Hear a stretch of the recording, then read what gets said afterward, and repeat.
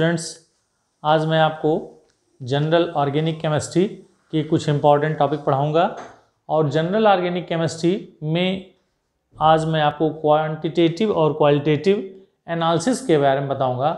हमको पता है कि किसी भी ऑर्गेनिक कंपाउंड में जो एलिमेंट्स होते हैं वो कार्बन, हाइड्रोजन ये तो होंगे ही होंगे अगर वो हाइड्रोकार्बन है। इसके अलावा उसमें ऑक्सीजन हो सकता है, नाइट्रोजन हो सकता है, हेलोजन हो सकता है, फास्फोरस हो सकता है, many more elements are there. तो उसी एलिमेंट्स का हमको डिटेक्शन और एस्टिमेशन करना है। डिटेक्शन और एस्टिमेशन अलग अलग। डिटेक्शन का मतलब होता है उस एलिमेंट की पहचान करना और एस्टिमेशन का मतलब होता है कि उस एलिमेंट का कैलकुलेशन करना। तो यहाँ जो मैं आज आपको टॉपिक पढ़ाने वाला हूँ that is the quantitative analysis, मतलब वो कितनी क्वांटिटी में है वह मैं आपको बताऊंगा जनरल ऑर्गेनिक केमिस्ट्री के टॉपिक में। तो इसको हम कहते हैं estimation of element. Estimation of element में जैसे उसमें कार्बन होगा, हाइड्रोजन हो सकता है, नाइट्रोजन हो सकता है, हेलोजन हो सकता है, फास्फोरस हो सकता है, और इन सारी चीज़ों को ऐड करने पर अगर उसका परसेंटेज कंपोजिशन 100% नहीं आ रहा है तो we can understand that oxygen is also there, और हम उसको सारे कंपोजिशन को ऐड करके 100 में से सब्ट्रैक्ट कर लेते हैं। तो इस तरह से हम ऑक्सीजन का एस्टिमेशन कर सकते हैं। तो यहाँ one by one we have to see. अब इसको बताने के बाद मैं आपको एग्जाम्पल भी बताऊंगा, न्यूमेरिकल भी बताऊंगा कि कैसे किसी क्वेश्चन को हम इजीली सॉल्व करते हैं। अगर हम यहाँ परसेंटेज ऑफ कार्बन, सबसे पहला अगर ये ऑर्गेनिक कंपाउंड है तो जाहिर सी बात उसमें कार्बन होगा। तो percentage of carbon is equal to 12/44। ये 12/44 कहाँ आया? 12 is the atomic mass of the carbon and 44 is the molecular mass of carbon dioxide whatever is formed. तो 12/44 into mass of the CO2 formed divide by mass of the substance into 100। ये तो constant है, mass of the carbon dioxide और mass of the substance आपके numericals में दिया रहेगा। आपको सीधे इसकी वैल्यू इनपुट करना होगा into 100, you can get the percentage of carbon. यहाँ लिखा बेटा इंक्रीज मास ऑफ KOH। जब हम इसका एस्टिमेशन करते हैं तो हम उस केमिकल सब्सटेंस को यानी ऑर्गेनिक सब्सटेंस को क्या करते हैं? हीट करते हैं in the presence of the oxygen. तो वह कार्बन डाइऑक्साइड और वाटर वेपर बनता है जो U ट्यूब वाले एक कंटेनर में जाकर के एब्जॉर्ब हो जाता है। तो U ट्यूब, दो U ट्यूब होते हैं जिसमें एक में KOH भरा होता है, दूसरे में कैल्शियम क्लोराइड भरा होता है। तो KOH वाला जो U ट्यूब होता है वो कार्बन डाइऑक्साइड गैस को एब्जॉर्ब कर लेता है। तो कभी कभी इस मास ऑफ द CO2 फॉर्म की जगह पे आपको कंफ्यूज करने के लिए एग्जाम में या क्वेश्चन में दिया रहता है mass of U tube which contains KOH is increased by. तो ध्यान देंगे या तो कार्बन डाइऑक्साइड गैस का मास दिया रहेगा या तो increase mass of the KOH दिया रहेगा। इसी तरह से हम देखते हैं परसेंटेज ऑफ हाइड्रोजन में 2/18। अब 2 इज द इन H2O में हाइड्रोजन का जो मॉलिक्यूलर मास है वह 2 है और 18 is the molecular mass of water into mass of the H2O form. जैसे इसमें कार्बन डाइऑक्साइड फॉर्म हो रहा था वैसे यहाँ वाटर फॉर्म होगा divide by mass of the substance into 100। फिर उसी U ट्यूब में जो कैल्शियम क्लोराइड है, जो एनहाइड्रस कैल्शियम क्लोराइड है, वह वाटर वेपर को एब्जॉर्ब कर लेता है। तो या तो यह दिया रहेगा मास ऑफ द वाटर फॉर्म्ड या तो दिया रहेगा increase mass of the calcium chloride. तो दोनों में से यहाँ वैल्यू आपको पुट करनी है। लेट अस सी, ये दोनों बहुत इंपॉर्टेंट है। जैसे estimation of the nitrogen, nitrogen का जो एस्टिमेशन होता है वो दो प्रोसेस से या दो मेथड से किया जा सकता है। एक को कहते हैं ड्यूमास मेथड या ड्यूमा मेथड, दूसरे को कहते हैं केल्डाल या जेल्डाल, दोनों बोथ यू कैन से। तो अगर हम percentage of nitrogen Dumas process से या ड्यूमा मेथड से निकालते हैं तो क्या होता है बेटा? 28/22,400 into volume of N2 at STP divide by mass of the substance. इस ड्यूमा के प्रोसेस में जो हम मेथड यूज करते हैं उसमें हमें STP पर नाइट्रोजन गैस का वॉल्यूम प्राप्त होता है। 28 is the molecular mass of nitrogen and 22,400 ये हो गया किसी भी गैस, चूंकि यहाँ गैस नाइट्रोजन यूज हो रही है, नाइट्रोजन गैस के एक मोल का जो वॉल्यूम होता है STP पर वह 22.4 लीटर या 22,400 मिलीलीटर होता है। और volume of the nitrogen at STP it should be given in the question divide by mass of the substance. तो 28/20 2400 into volume of N2 at STP upon mass of the substance into 100। अब इसको अगर हम ध्यान देंगे, इस चीज को अगर हम छोटा करना चाहें तो देखिए ये 2 0 इस 0 से कट जाएगा, 28 में 8 टाइम्स जाएगा।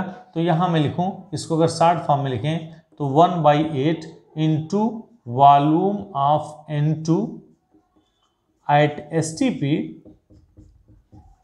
Divide by mass of substance. ये ध्यान रखेंगे ये दोनों एक ही फार्मूला है, बस इसको थोड़ा सा मॉडिफाई कर दिया गया। ध्यान देंगे this can be written in the form of this 28/20 2400 into 100 solve करेंगे 1/8 इंटू दिस मच हो गया। कभी कभी ये वॉल्यूम नहीं दिया होता है एग्जाम में या क्वेश्चन में, तो वॉल्यूम ऑफ N2 की जगह मास ऑफ द नाइट्रोजन दिया रहेगा, तो then you are not suppose to write this value. सीधे सीधे क्या लिखेंगे, mass of the nitrogen at STP divide by mass of the substance into 100। तो इस तरह से वो क्वेश्चन में दिया रहेगा कि nitrogen is estimated by Dumas method. तो अगर ड्यूमा वर्ड लिखा होगा तो आपको यही दोनों फार्मूले यूज करेंगे, एनी ऑफ दिस। अगर वॉल्यूम दिया रहेगा तो ये, और मास दिया रहेगा तो ये वैल्यू पुट करेंगे। अब चलते हैं बेटा अगला नाइट्रोजन का एस्टिमेशन, जिसे हम केल्डाल प्रोसेस कहेंगे। केल्डाल प्रोसेस क्या कहता है कि percentage of nitrogen equal to 1.4 into N into V upon mass of the substance. What is N and what is V? इस केल्डाल मेथड में जब हम उस नाइट्रोजन का एस्टिमेशन करते हैं तो उसमें हम एक एसिड यूज करते हैं, तो n should be the normality of the acid used and v is also known as the volume of the acid use. इस प्रोसेस में जो हम एसिड, बहुत हम डीप में नहीं जाएंगे कि कहाँ से हमको ये मिला, बस खाली मैं आपको ब्रीफ करूंगा कि n and v, n is the normality of the acid used in the Kjeldahl process, या v is the volume of the acid which is use in this method. तो percentage of n equal to हो जाएगा बेटा 1.4 into N into V upon mass of the substance.